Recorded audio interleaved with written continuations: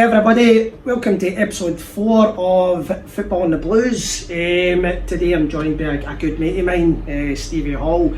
Absolute madman, known Stevie for about 40 years.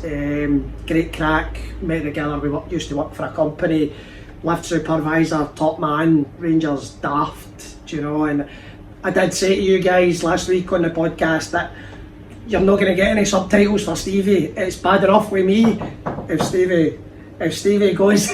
Stevie goes off on one. It's alright, I'll interpret for the English people and the Germans and all that. Okay, so listen, Stevie, just a bit on yourself, pal, if that's okay. Just lighten everybody. Stevie Hall, thanks for having me on the podcast, Craigie. Much appreciated, mate. You're doing a good bit of work here. Thanks, mate. Worked together, as you said, 3-4 years ago. A good crack at work and football, obviously. Two blue noses together, we had a good bit of crack slagging the rest of them for a wee bit. As I say, come on this to try and make awareness for the mental health side, and obviously for a personal touch for myself regarding my young cousin. Sadly took his life a few months back at the age of 28, so I would like to hit on that, obviously talking about the bells and etc. How do you think it is on sites? Do you know, the two of us, just to enlighten you guys, but Stevie and I were speaking before this. Stevie's Glaswegian boy, born and bred, I'm the same.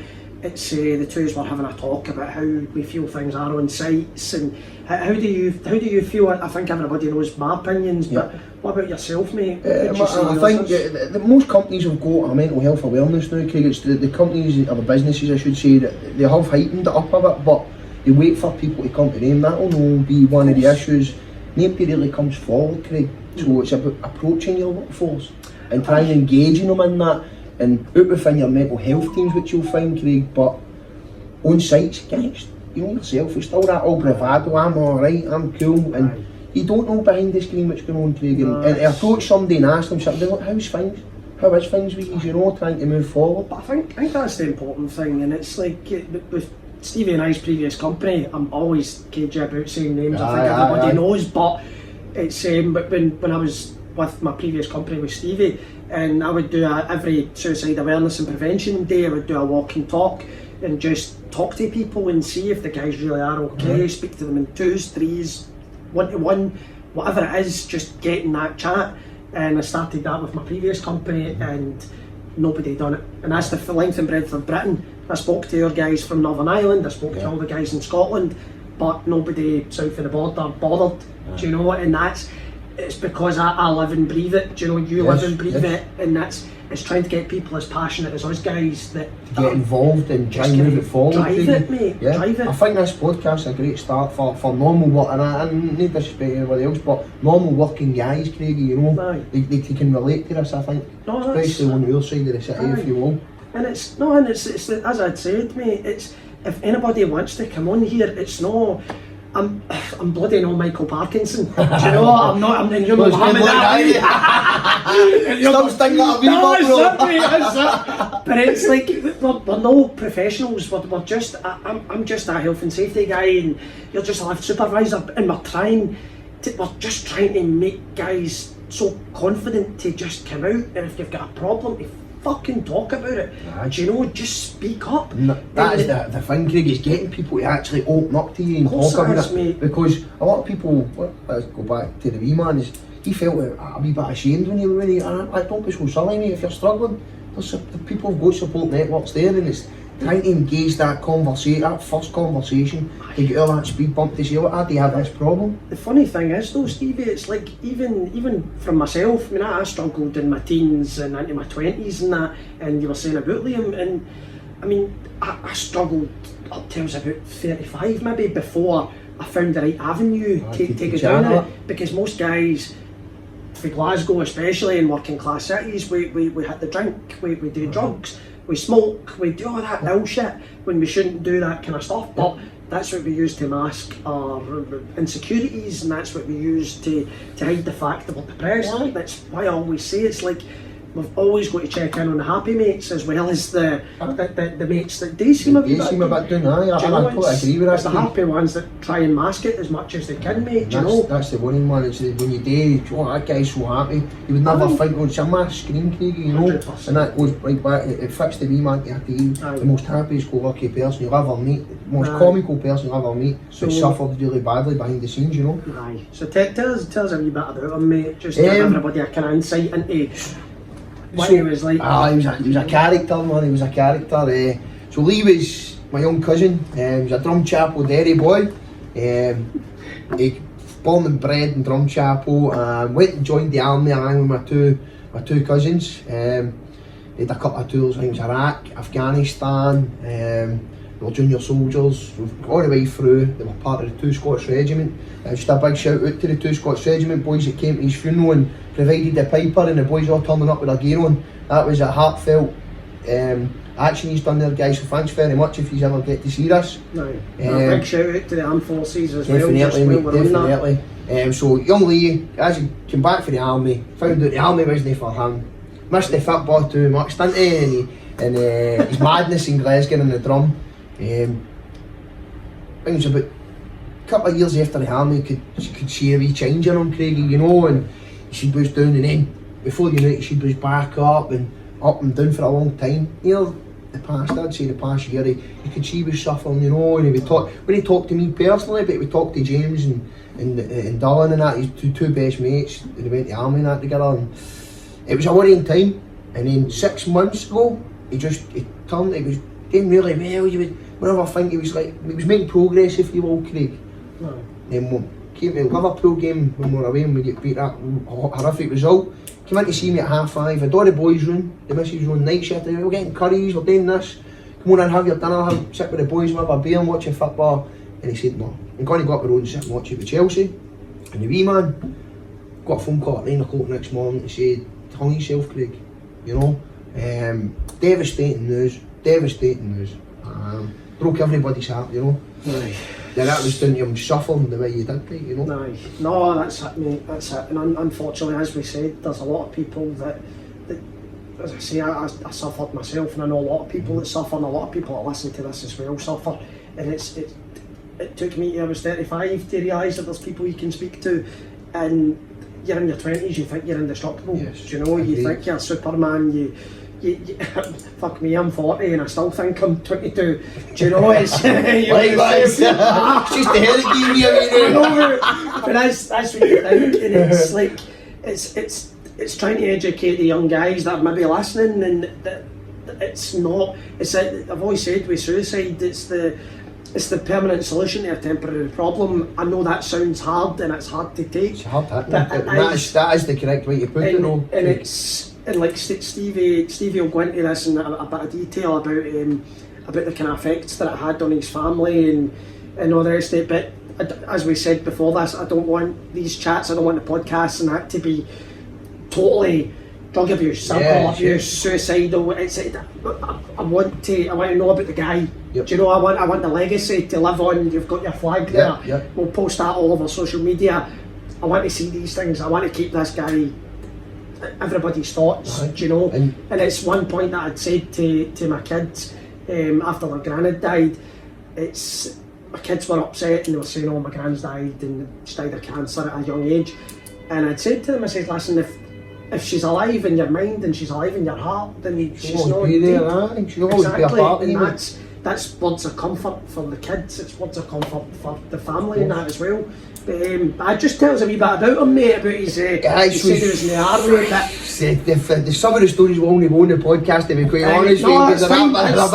That's cool. But I'll give you, but Lee's claim to fame was when he was doing his passing out and the Queen was there.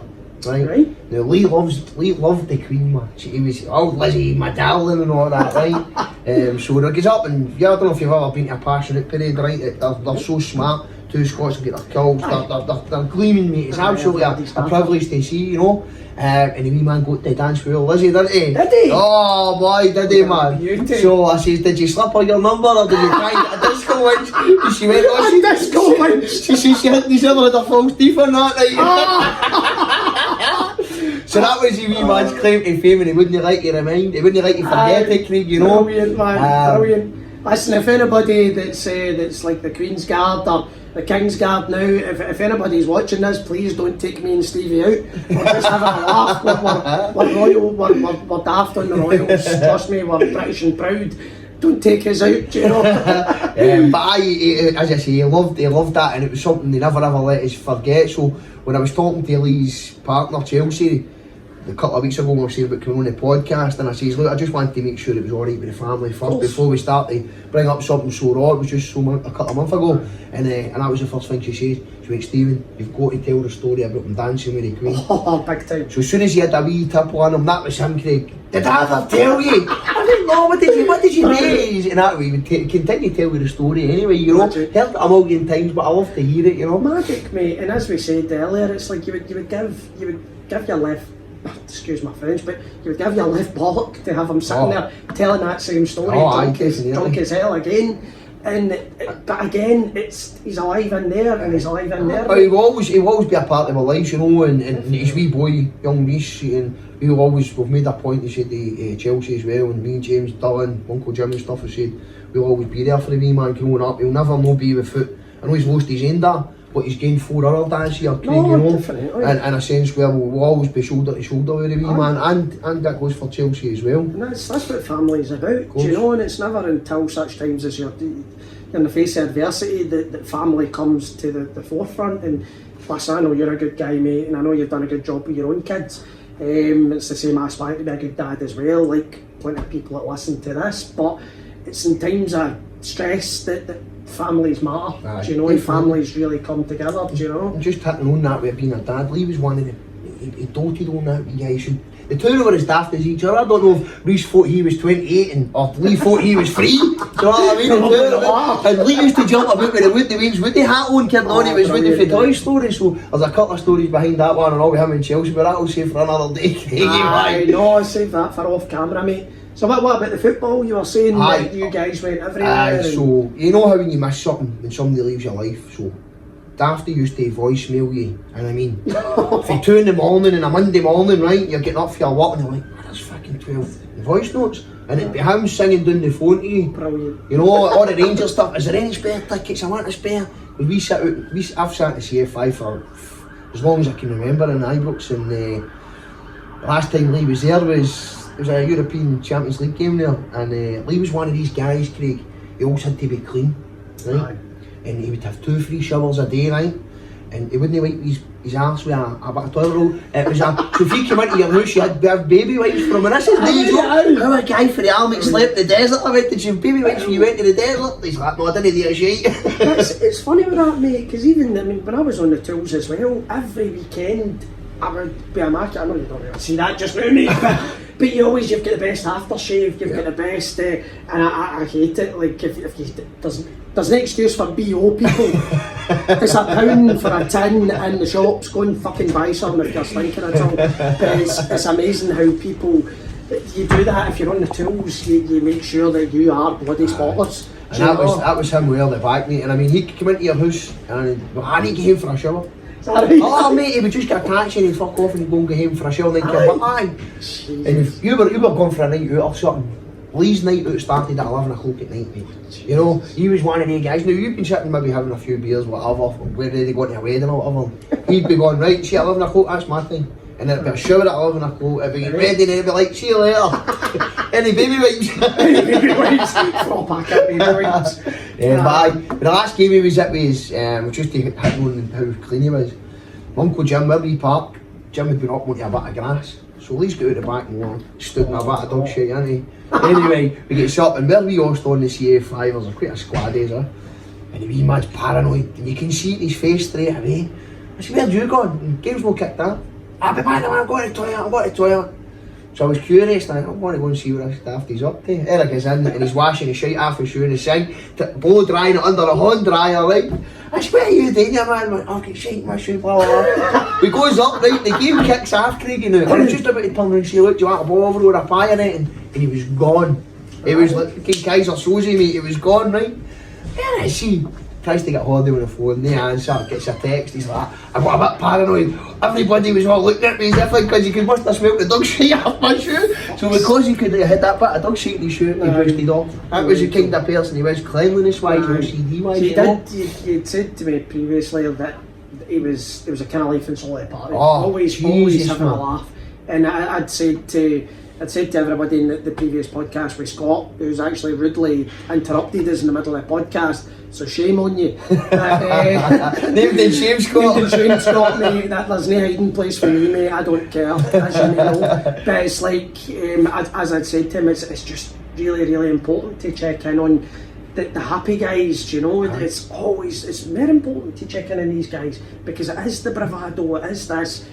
And I used to do it as well, mate, insecure as hell, and that was my form. I'm one of the funniest fuckers you'll ever meet, and that's where it comes from. Yep. It's just always making the jokes. I think it's a distraction away from just what I learned. Once what happened to you, I wanted to understand why, if you know what I mean, Craig. So I talked to some people when I was working at a certain company at the time, and Calum was amazing. I don't know if Calum will ever hear this, but I thank you for the bottom of my heart, Calum, for the advice and the information that you printed off and gave me, because it showed me what had I known this previous, Craig.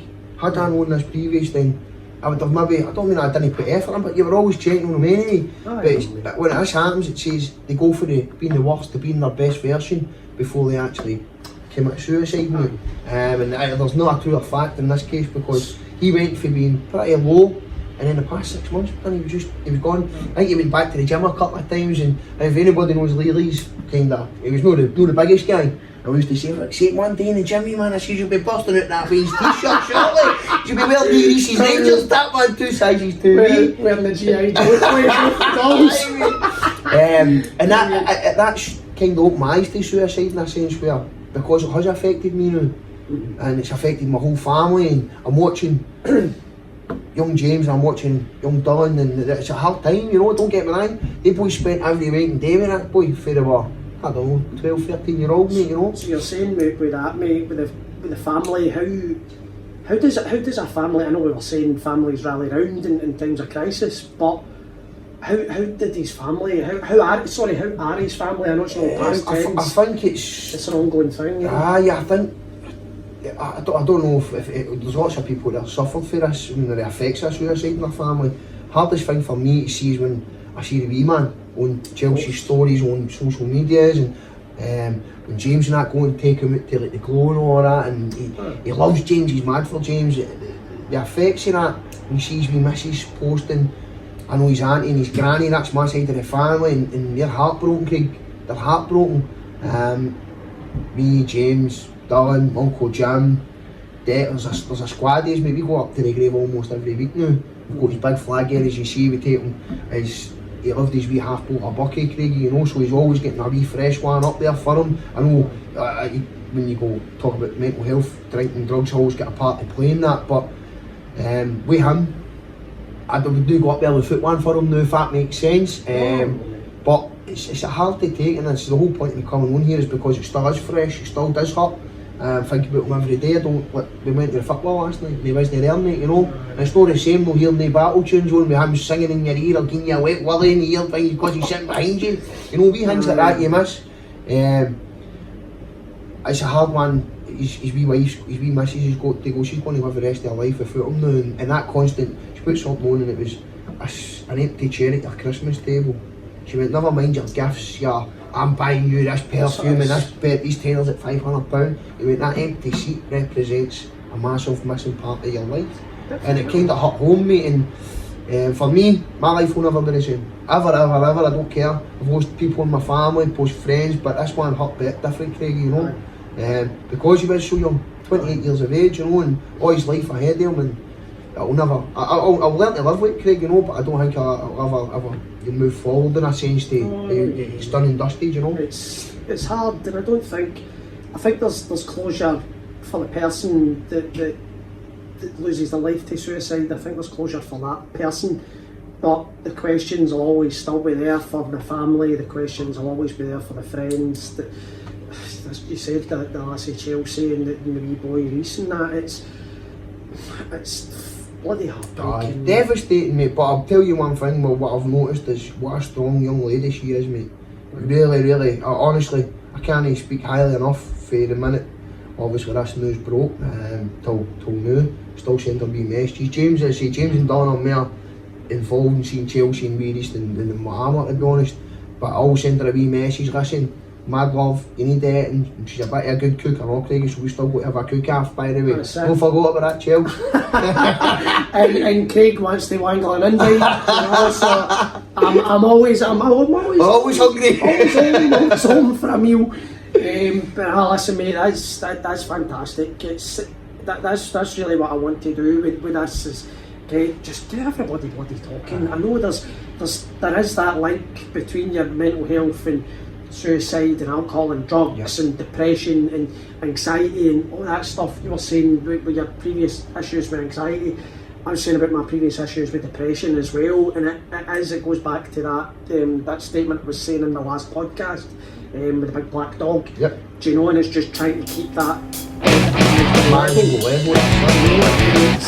A lot of people maybe listening to this as well, he's trying to put that wee bit on you guys, is just to say, listen, if it is becoming too much, change your attitudes, change your habits, see if you can learn something new. I said that on that wee podcast that I done during the week. Try and be creative, do you know, read, write. Find an out, Craig, find an out, and the one thing that I will say is, you talking about something, I can't stress the fact was when I spoke about my anxiety, Craig, how much the weight of the world lifted off my shoulders. Just talking to my wife, my daughter, and I mean that for the bottom of my heart. If you can't talk to somebody and you're either not talking to the right person, or you don't have that out, Craig. No, and that thing with this podcast, it heightens a lot, as I say, working class guys like ourselves, mate. Right. When you see guys like ourselves coming on and talking about their problems and how it affects their mental health, suicide, drink, drugs, happen, the better for us all, because if they've not got somebody in their life, Craig, they can mail you in the pod and say, Craig, I'm going through a bit of hard time, and the awareness of this podcast, I do believe, will make a difference. And that's what we need to do, mate. It's as I said to you before with the podcast, it's like I see so many stuff, and it's football, and I get it, mate. I love my Rangers. You're Rangers daft as well. I've got my Hamburg fans and all that as well. Should be hopefully coming over to see you guys next month as well, and the boys for Chelsea. And it's trying to use that kind of platform that's there. To get that awareness out there, get it out there, get the word across, you know.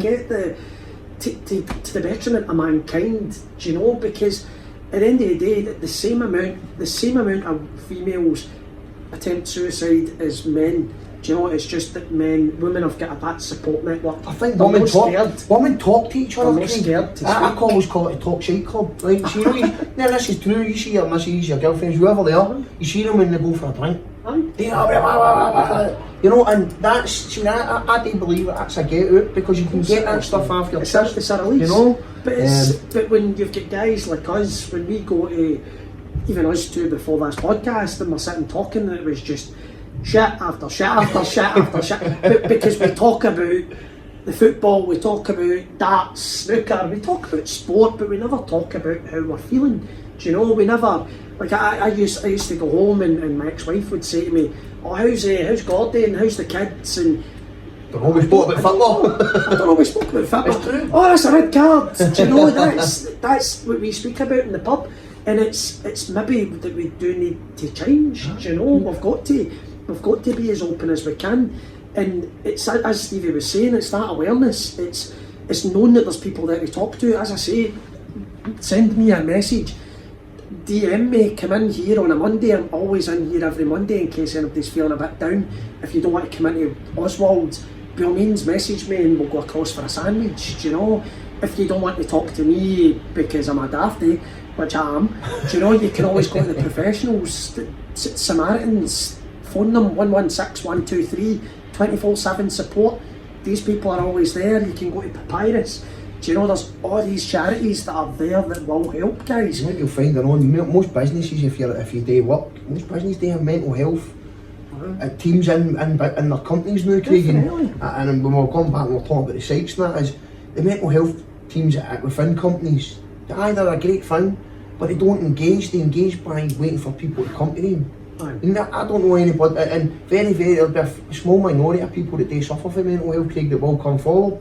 So how do you go about that, saying, right, let's not wait for them to come to us, let's do a team building exercise. And I'm going to go back to when I worked at a show and used to go away and do team building exercises for the weekend and quad bike and clay pigeon shooting. Wow, mate. I know when you work with guys, I'm sure you spend half your life with them, like you sleep with them, you're in the same... Sleep with them? No, you sleep in the cabin. Well, depending on if you're a good looking. But what I mean is you spend your whole working 6 months and it's constant 24 hours. You don't need people inside out. When you're in a business, you can hear me after 8 hours, Craig, you switch off. I always one of the ones is once I get in my motor, you should be switched off for work. That should be done. But the engagement of people is going on site, going, oh, by the way, there's the welders. Let's go and have a wee chat with them. Hardy bastards, not. I mean, they'll maybe not get much out of them, but going and having that conversation, you might get one guy out of 100 that steps forward and goes, but these people are interested in help me, I'm going to go and have a word, you know. And that's where I think there's a breakdown on the awareness and getting engagement from people. And if there's anybody that's listening that maybe owns a business or is quite senior in a business as well, it's really important to get guys and girls, of course, that are at the coalface.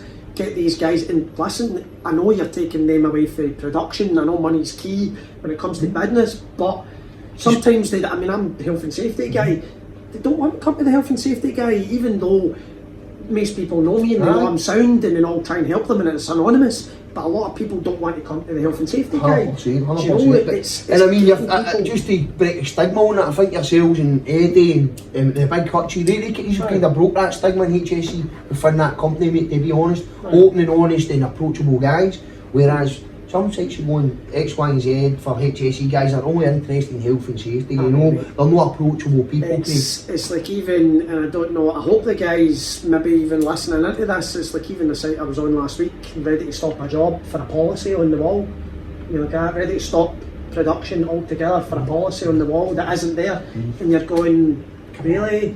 It's like nobody's going to get hurt with a bit of paper. It's if you were focusing that much. And by the way, I'm going to mention HSE here because that's going to be another post I'm going to put on LinkedIn. There was an email I got from the HSE this morning. It was the IOSH magazine and it was the top prosecutions for 2022. Really? Do you know, it was like Tesco being fined £1 million for a kid's death. Really? The top prosecutions? It was the way that the email was worded. Shame on you guys, by the way. The sooner the HSE get off their arse and start addressing the elephant in the room with the stuff that me and Stevie are talking about, the fucking better, because you guys have got blood in your hands until such times as you can have an open society and reduce that stigma. Stop trying to prosecute companies, just chuck it and to hit out an email like that. Shame, by the way, whoever wrote that email. Sorry, that was my wee rant. Put me off tangent there, mate. I enjoyed that. I'll get off my soapbox. That's it, off your chest. As you say, it's good to get things off your chest, mate. And if it's something bothering me, again, I'm a firm believer, mate. If you've got something to say, you should fucking say it. No, 100%, mate. And it's trying to the thing with myself, mate. It's trying to break the norm. Do you know? It's the buck stops here. This society, it stops, man. It stops with this generation. There's a lot of things happening throughout this generation that I don't agree with. I'm not even going to go into them, but anybody that knows me will know what I'm talking about. But this bloody stigma surrounding the people losing their lives to suicide, it's even changing the terminology. Commit suicide. It was decriminalised fucking 40 odd years ago. They need to stop this. It's the way things are bloody worded. And there was a post I seen from one of the big companies, which I'm not going to name, and it was littered with them. It was this, how many workers committed suicide and they committed this and that. It's to decriminalise it and to remove that bloody stigma. Do you know, it's horrible, mate, because any time that you were saying, like yourself, Chelsea, the rest of the boys, any time that they hear, you guys hear that, commit, it's not a fucking crime. Do you know, it's no, mate, he's taking his own life, he's not committed anything. Yes. He's taking his own life. Exactly, mate. And I want to go back on when you were saying, most guys, if you look at statistics, most men commit suicide, most men are in jail, most men, and I'm not being sexist when I say this, what I'm saying is it's a stigma within the male society. I'll be the bully big box, or you're the man of the house, you've got to be paid, you can't be seen having weaknesses. No, mate, I don't believe that's right. And this, the way society is now, I do feel the younger generation, social media and all that, they've got so much on their back to try and they live up to it. Mr. Hingware there's get that's a lot of shit. And that forces a lot of overthinking. Am I good enough? Am I how man will get these things done on that age, you know? And go back to Lee felt that way. He wasn't good enough at times in life because for whatever reason, and I couldn't see it myself what he was telling us out because he was a fucking brilliant guy. And I mean, Lee would give you his last, but he would take your fucking last and all, mate, let me tell you, you know what I mean? He was that kind of guy. But the fact of the matter is, if we don't engage with each other, and I mean talk about male society, if we don't engage with each other and talk about these problems, it will never ever get better. We'll never see progress, and especially with Lee being so young, it's wow man, 28, you've got all your fucking life to live ahead of you there, you know, Craig. And then see the things as well, Stevie, it's like, I mean, I was speaking to the missus boy Jack, I'm going to embarrass you here, wee man, but the wee man's doing his prelims, and I was saying to him, I said, how did you go on with your exam when I picked him up on Thursday? And he was like, he says, I don't think I done too well, Craig. And I says, well, see, even if you get what you want or you don't get it, it's not the end of the world. And if anybody's listening to this, it's not the end of the bloody world. If you get bad prelim results, you get bad exam results. Stevie was telling me he done his degree last year. I done my diploma last year in health and safety. That's two guys that are nearly 40, over 40. This is these guys that are working through, mate. Yep. Do you know?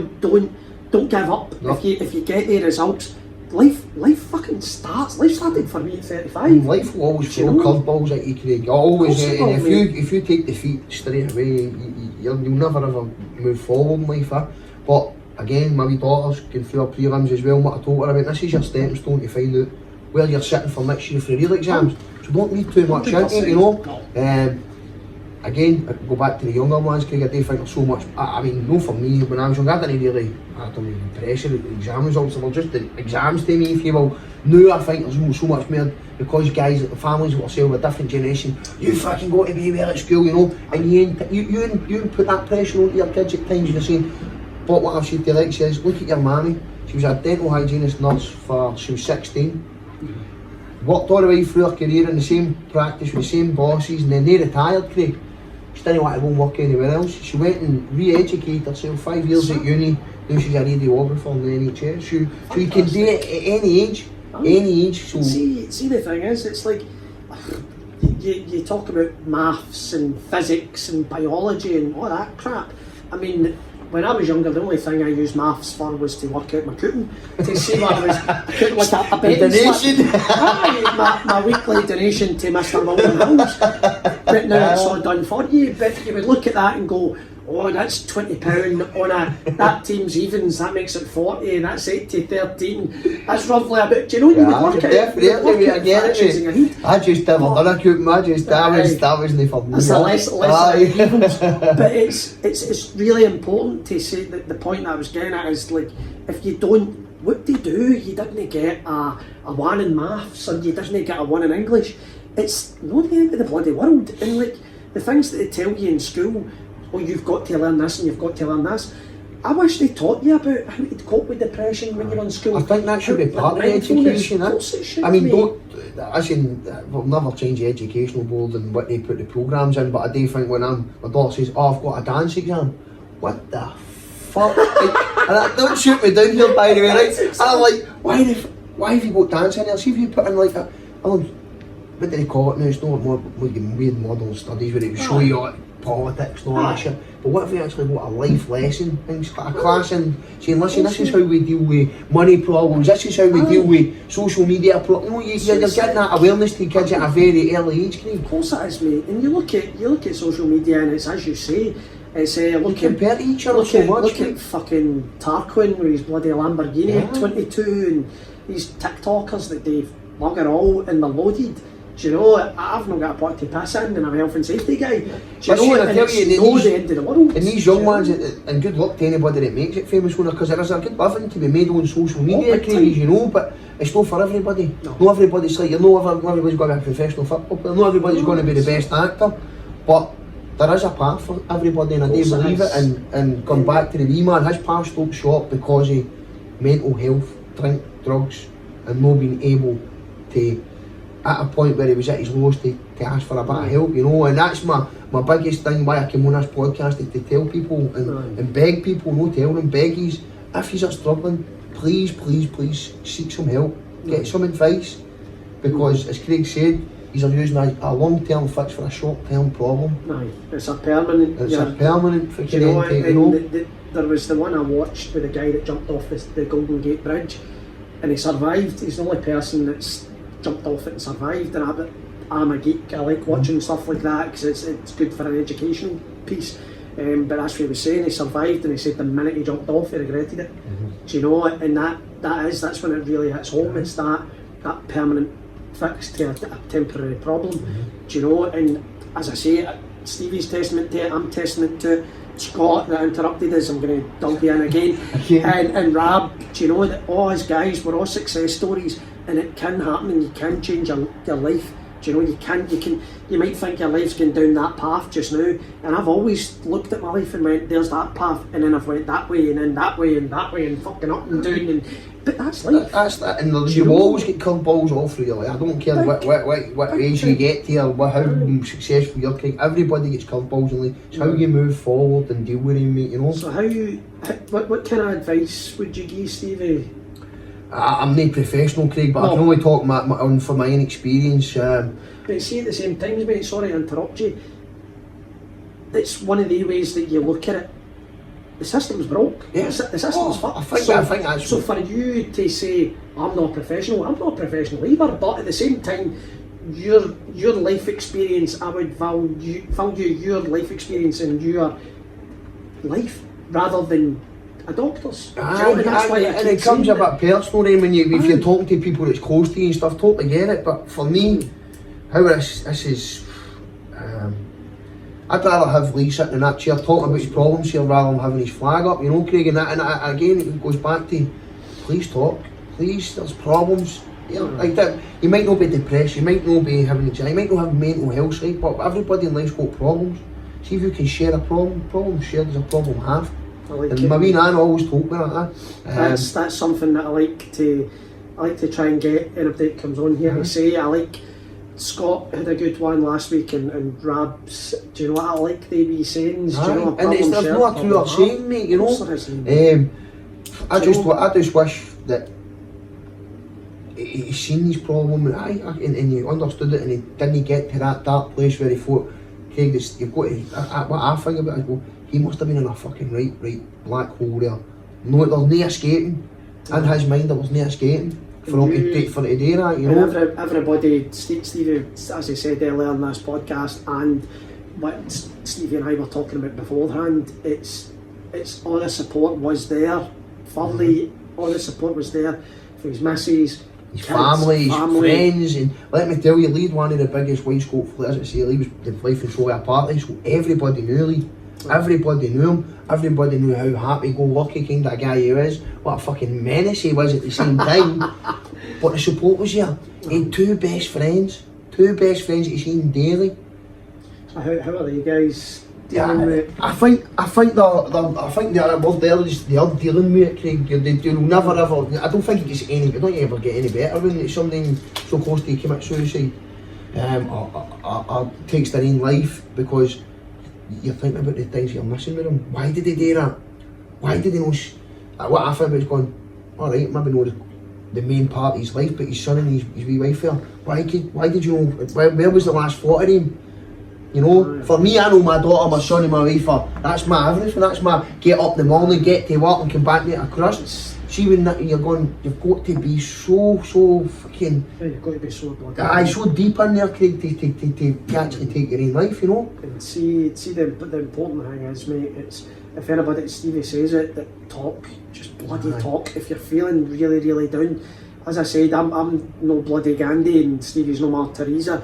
If you want to talk to us, come and talk to us, and we'll try and give you as much advice and try and signpost you to the best place that we can. Do you know, that's the important thing, is we're go-to guys, and then we'll try and help you and try and get you as much support as you can. But we will do, Craig. If anybody approaches you, and I'll say that, and this will probably go on some people and working, no doubt, out in the wider community will see it, Craig, and that's one of the reasons coming on is, if you do approach me, Craig, I ain't just going, well, no worry, people, oh, how you like, no worries, leave it with me. I will actually go and do 100%. and try and get that closure, or say point you in the right direction, get to the right people, or try and give you as much advice as I possibly can. Of course, mate, and that's part of my reasoning for doing this podcast is to see what's going on in society. We've got suicide, we've Scott with cocaine problems, Rab with cocaine problems, drink problems, depression. I'm just trying to get everybody's thoughts on this. Stories on it as well, stories, because there's a lot of devastation in these stories, mate. But at the same point there will be a lot of happy things, and that instead of focusing a lot on the negative, try and focus on what is good in your life. What if you go there, got a good wee family, I've got a bad job, I've got a car, I've got a roof over my head, I've got food in the fridge, you know. These things are the basic things for me to, my fundamental, what makes me my happy place, where I go, I get up in the morning, all my life, my wains are sorted, got a roof over our head, Christmas is coming up. We'll not be getting thinking millions of pounds worth of toys or this and that, but I've done enough to know, listen, we're going to have a good Christmas, and that for me, again, goes back to that empty chair. That'll be sitting there this year, and it'll be a hard one to take, you know. I think the important thing for yourself and the family and that is just to rally around the lass of Chelsea and that, is just get her up for Christmas dinner and stuff like that. And if anybody has lost loved ones, listen, check in on them. Do you know, I'll be in to see my gran later on, and she's been a widow for bloody best part of 15-20 years. Do you know, she's like, what was the one, there was the comedian, and he was talking about the difference between women and guys, and like death comes for the guys and all that, right, okay, right, oh it's my time, that's what it, listen, can I come with you? Do you know, guys just get up, guys just go, is it my time? Right, fuck it, I'm away. Whereas old women are like that, I think it was Eddie Izzard, and he says, and it's, women are like that, it's like Queen Mother, do you know what I mean, 180, and just never going anywhere, just like, nah, no way, stubborn as hell, never going. But listen, mate, just to wrap things up, honestly, mate, I can't thank you enough, Stevie, for coming on this. You're a gentleman. I appreciate you letting me come on, Craig, and tell me Lee's story. And again, mate, I'm going to add on to this. Next summer, we're going to be looking to do a charity football match. As you know, I've done the one for Help for Heroes a few years back, made all juniors. We're looking to try and get Lee's old regiment. We're going to try and see if we can get some of the boys to play, i.e. with the Drum Chapel Derry boys, will be a mixture of boys for different areas. So that's in the plan for next year, to give Lee's family, to let them know that he's still thought about, he's still well liked and loved, and we'll try and get a wee bit to a charity. So what we're looking to do, and it's at the early stages of now, Craig, is 50% of this, what we do make for the charity, for the football match, will go to his family. 25% of the other money will go to two different charities. One will be mental health and one will be suicide awareness. Just let us know, mate, because I can promote on here. Definitely. I'll do as much for you as I can. As I've said a million times, and I'll say it again, this isn't for money. None of us are making a coin off this. Stevie's not getting paid, I'm not getting paid. He's working full time, I'm working full time. Scott, Rab, everybody, Joanne and that downstairs, we're all doing this for nothing. It's just to try and get people to open up, and 100%. if we can make it somebody better, help somebody, one person out of every 100, Craig, then it's a start, mate. It's the start, it's the right foot forward, in my opinion, mate. And again, I'm very proud of you for this podcast, mate. You're doing an amazing job, mate, and let's keep going and banging this drum and keep moving forward with this, my man. Good man. And I thank you to Oswald, Barnes and Joanne for allowing us to come on. Much appreciated. We're actually locked in here just now, so Joanne, you don't know this yet, but me and Steve are going to ransack the bar. Merry Christmas. Listen, mate, all the best. All the best, Craig, and thanks very much again, brother. Appreciate it, mate. Thank you. Guys, take care.